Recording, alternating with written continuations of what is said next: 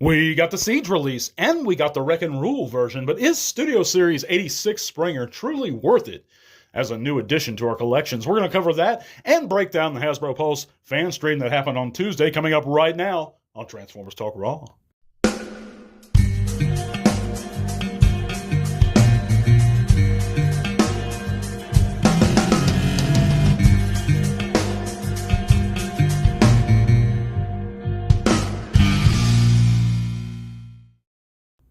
Yes, friends, welcome back to another TTRP. That's the Transformers Talk Raw podcast here on YouTube or Spotify if you're coming in that direction.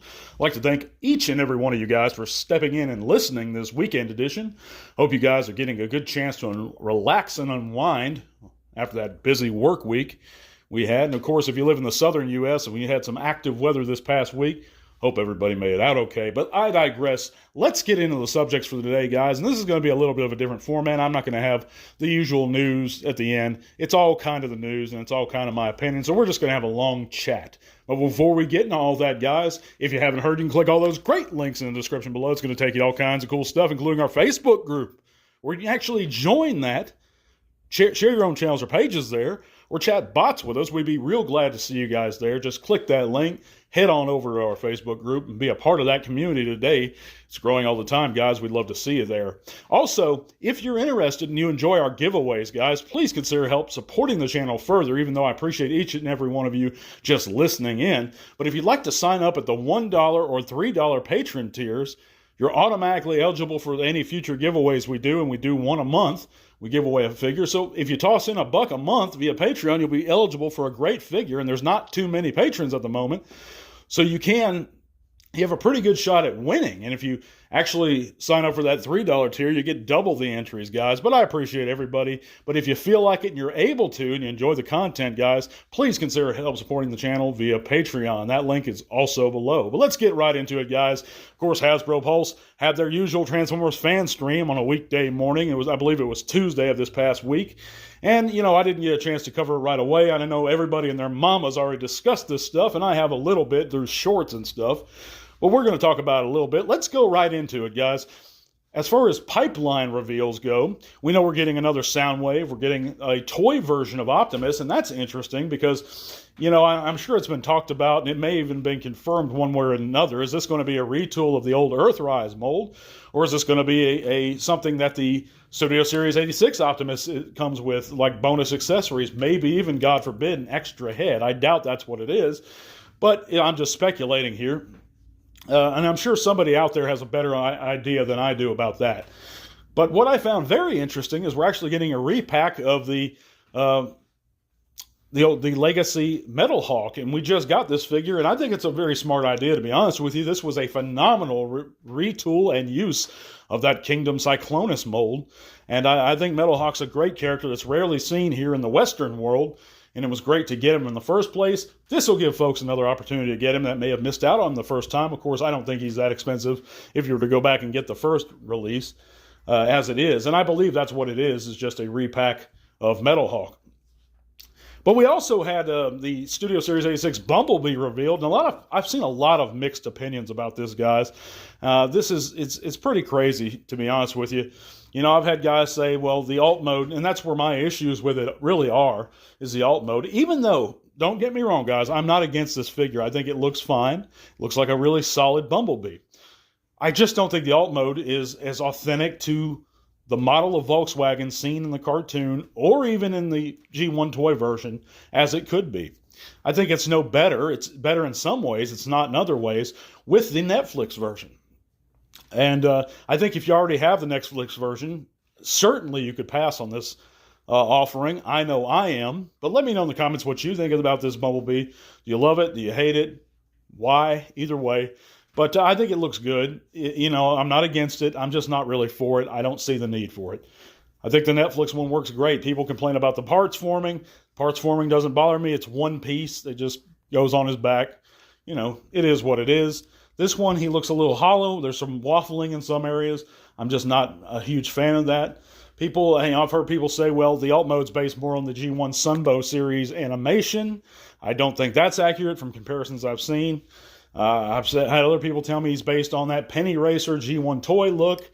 And my retort to that is, number one, I don't think it looks very much like that either. And number two, even that G1 figure was based off of the actual Volkswagen model used in the 1980s.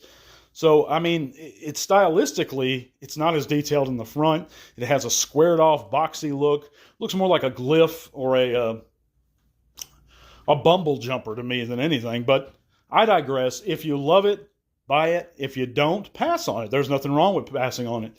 But we also have, moving on, a confirmation of the Studio Series 86 Springer that's coming. And of course, the big stink with most fans that I've seen complaining about it is that he is, of course, priced at a leader class rather than a Voyager.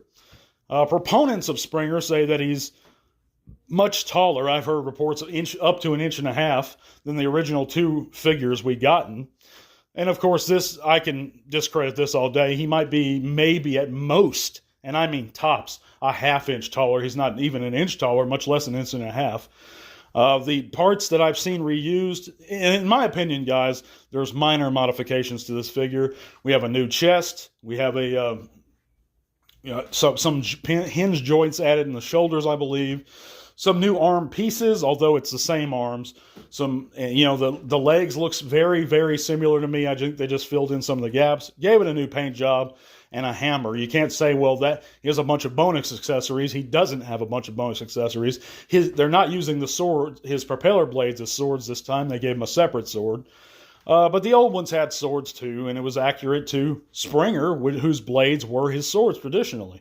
It was in the G1 toy. I believe they alluded to it in the movie and in the animation. So I'm not all over this. I think it's an easy pass for me personally. If you like the look of it, and you don't mind paying $20 more. Of course, Voyagers are $35 locally where I am, and they're $55 for leaders.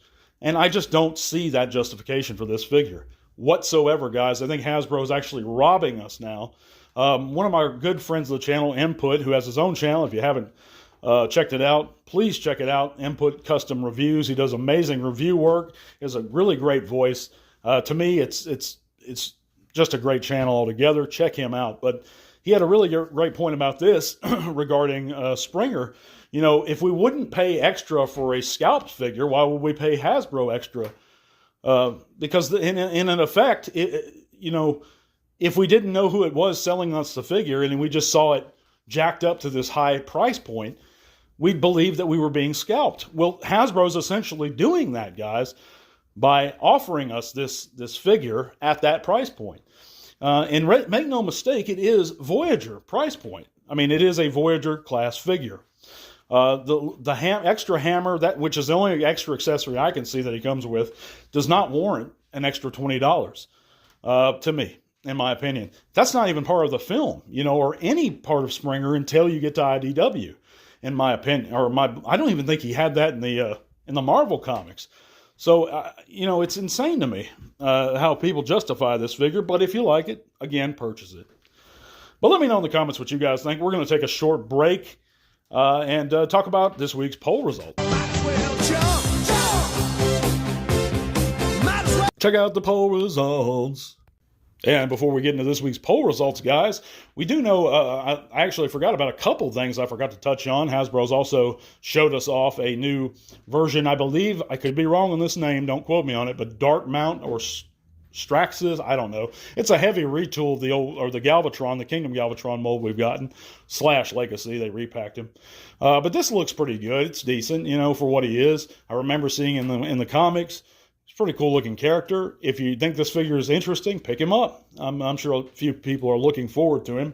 I probably will pass on this one. He's not a character that's near and dear to my heart, but it's whatever. But we also have reports that the Studio Series 86 Swoop is actually in people's hands, beginning to come out now. I believe he's been spotted in Singapore retail. So we have a few people, and I imagine that we're going to be seeing a review of him very soon. But remember, guys, if you don't see a review with his packaging, please skip that review, wait a few days or whenever we have to watch an actual legit reviewer, Transformers reviewer. Do not support folks that do these shady means to acquire these figures, because there's a bunch of them out there and they're being slick nowadays, so they space them apart like PvP.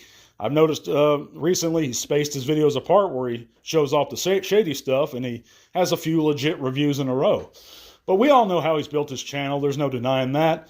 But so don't support those guys. Support actual, honest content creators who build their channels up the honest way. But this week's poll was we asked the question was, who is the greatest Transformers voice actor of all time? And by an absolute landslide, we had Peter Cullen come in first place with over 75% of fans' votes. And I believe, don't quote me on this again, I haven't looked at the number in a minute, but we're almost at 150 votes for this one, so it was a landslide. Over 3/4 of the fans believe that he's the greatest voice actor, which surprised me that Frank Welker didn't come up a close second, because it really wasn't even close. He was second, but it really wasn't even close. And how many fans think so little of Chris Latta, who, in my opinion, was an amazing voice actor, and of course, Scott McNeil, too. But let me know in the comments what you guys think. I'm a bit tired from work, guys, so I'm going to probably wrap this one up a little bit early this week. We're going to have a new giveaway here very soon, guys, so tune in next week, the week after. I appreciate all your support. God bless you guys, and to all are one. This podcast is made possible thanks to the support of listeners like you. Thank you.